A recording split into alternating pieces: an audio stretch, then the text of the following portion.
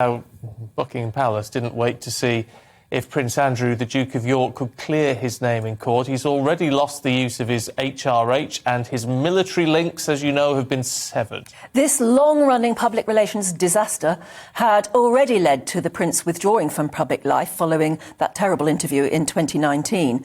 This is an attempt by the royal family to cast him out, is it, and limit the damage?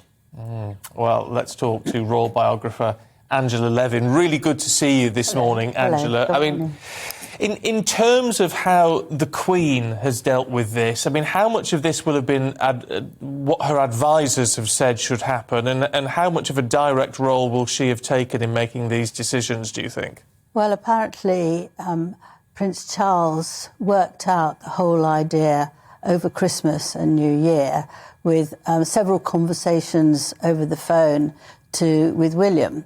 And they worked out what they would do exactly and when they would do it.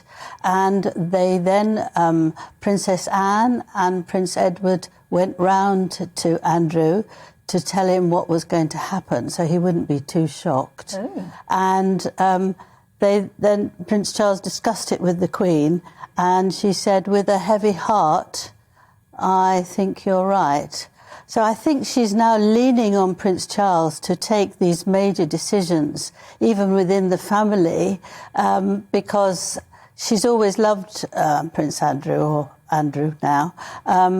She was her favourite child, and it's very, very difficult for her to separate the mothering feelings from her absolute devotion to the country. And sometimes it's more difficult than others, and this was a very, very hard one for her.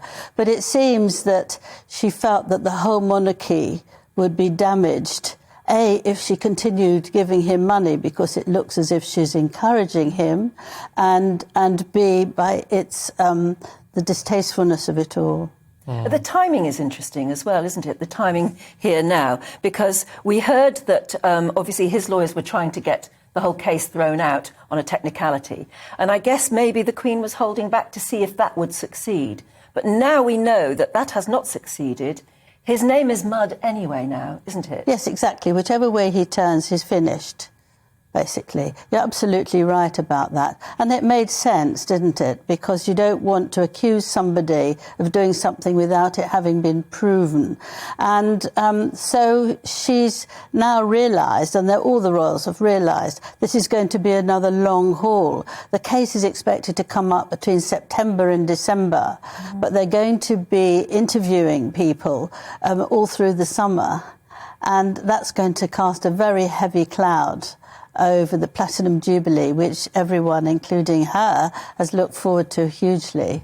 I just can't imagine the Queen's own heartbreak, particularly as they say he is her favourite son, to have to leave him out of the firm now. Yes, yes. But I was going to say, within all of this, there's no coming back, is there? Because certainly with the military affiliations and those regiments where he's silver stick, as they say, they're going to be reallocated, aren't they? So they won't go back to him, whatever the result of a court case. Well, it'll take a long time to reallocate them. But what's interesting is that I've heard that Prince Andrew thought, I said one naturally says that, Andrew thought that he would come back during the Falklands War celebrations. Yes. The 40th year is going to be celebrated between April and June this year. And he felt he would obviously go to many of the celebrations, and that would be his way of easing himself back within doing things for the royal family.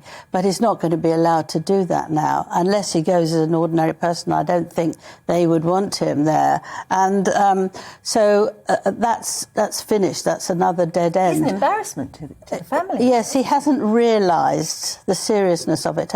He's just pushed it away. He's quite arrogant, and he didn't want to accept actually what the implications were. So this was like being thrown in a cold bath, I think, not for health reasons, but to wake him up, that this is very, very serious. And as you said about the patronages, when you get a letter, as she did earlier this week, from 150 veterans to say he's got to go. And reading between the lines, people have felt that this was an anti-monarchist group that sort of wrote it for them. It could be like a rolling snowball and get worse and worse, and make it intolerable. The Queen is Commander-in-Chief of all the military, land, sea and air. And so she's responsible for that, basically. And if she doesn't listen to these people, it could be very, very difficult for the monarchy. So we call him Andrew now, do we? Well, I'm starting to call him Andrew. Or Duke. I mean, he still keeps his the Duke of York. He got that when he married Fergie. So is he technically not a royal anymore? Is that how it works? Well, he is. You can't change your birthright, can you? So you are a royal, but you can't do anything with that. Yeah. They said he's a private citizen. Yes, he's got to. That's right. He's got to face what's happening as a private citizen, and so he won't be called. It's all been put in the cupboard. It's not been taken away forever. There's even a movement in York, and we're going to talk about this later, aren't we? There's even a movement in the city of York to have the dukedom taken away from him. Yes. Do you think that could ever happen? I don't think that can happen, because that's his sort of birthright in a way, which he gets when he's married.